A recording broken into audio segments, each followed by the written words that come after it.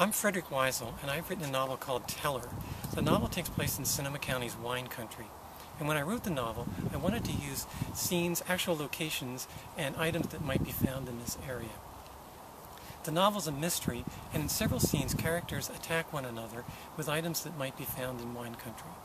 Early in the novel, the main character, Charlie Teller, is assaulted by three men with what the novel describes as grape stakes. This is a typical grape stake.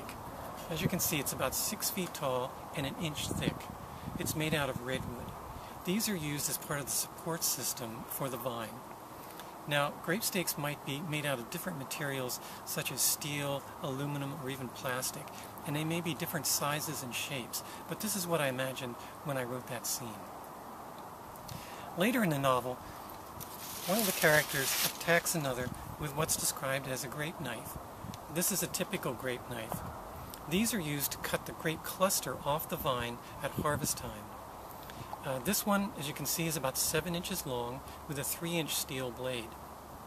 Now, when I wrote the scene, I described it to a friend of mine over the phone, and he said, "You know, I don't think you could actually stab someone with a grape knife. I don't think they're sharp enough."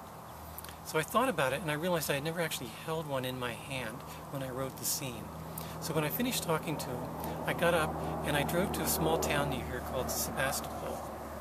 And I went in and they had a display of grape knives, and I bought this one for about $4. This was in January, and when I took it to the cash register, the clerk, I think just to make conversation, said, "This is an odd time of the year to be buying a harvest knife." And I was still thinking of what my friend said, and I was holding the knife in my hand, and so without thinking I said, "Oh, I don't want to use this for harvest. I just wanted to see if it was possible to stab someone with it." And of course, as soon as I said that, I realized what I had said, and I tried to backtrack. I said, I don't actually want to stab someone. I've just written a novel about someone who does, and you might be interested to know that the scene takes place right near here.